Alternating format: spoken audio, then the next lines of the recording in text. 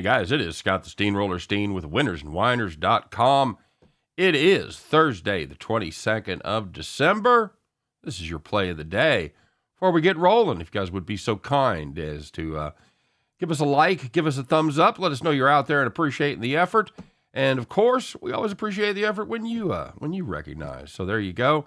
Of course, hit the subscribe button, get notified every time we put up brand new content, like the newest collection of picks from the bowl games.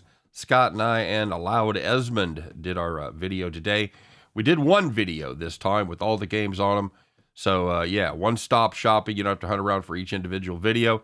Check that out. We've got all the bowl games going from tonight through next Wednesday. So, there you go. We'll be back with another video next week, breaking down the New Year's Eve, New Year's Day bowls and whatnot. So, check those out if you would. And, of course, we want to know what you're playing. Put those plays in the comment section. You make them, you get them right, you make a profit, we'll give you the shout-out. And you make enough of a profit, you could be the capper of the day. And remember, we're taking just your best bet. You can put other ones in there if you like to help out your fellow handicappers, let them know what you're on. But we're just going to take your favorite play and count that towards the capper of the day and the capper of the week. If you want to do that, we tally up the results of Monday through Sunday. At the end of the NFL games on Sunday, we will run the numbers and we'll see who is the capper of the week. So there you go.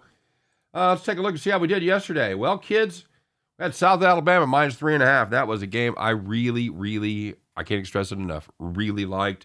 There was a depleted Western Kentucky team, and somebody pointed out their quarterback went, and I knew that. I knew he was originally going to leave and then came back. I didn't think it would matter with all the offensive line talent missing, especially.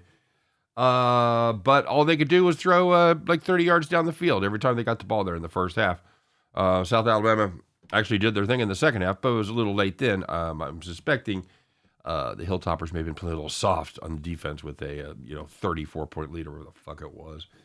So sometimes they go like that. That's the way it works. You know what? That's motivation in bowl games. Sometimes it's hard to get a handle on. Western Kentucky came out and played a hell of a game. So on the premium side, we did go 3-2.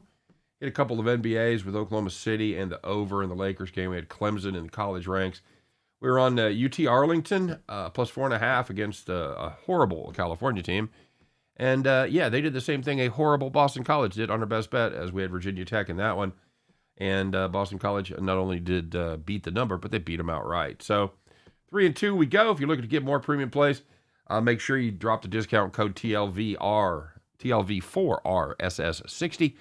That'll get you 60% off of all of my picks, including my best bet, which normally $49.99, today $20.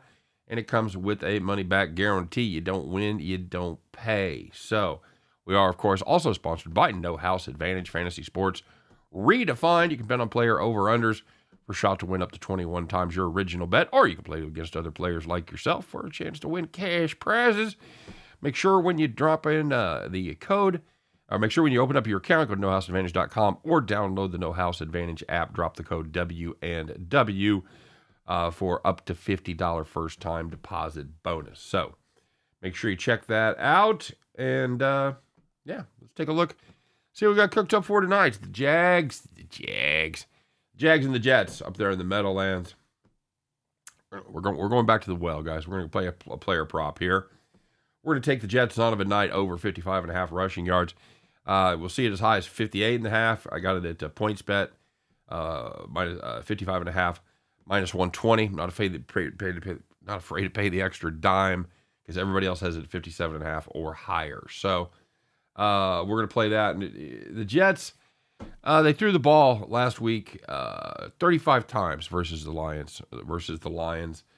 With Zach Wilson. It didn't turn out well. They ran the ball just 22 times. Saul has to recognize that with a quarterback who completes just 55% of his passes, he's thrown as many picks as he has touchdowns. That's not a recipe for success. You've got to get the ball out of his hands and have him manage the game a little bit more. And I'll tell you what will help you manage the game.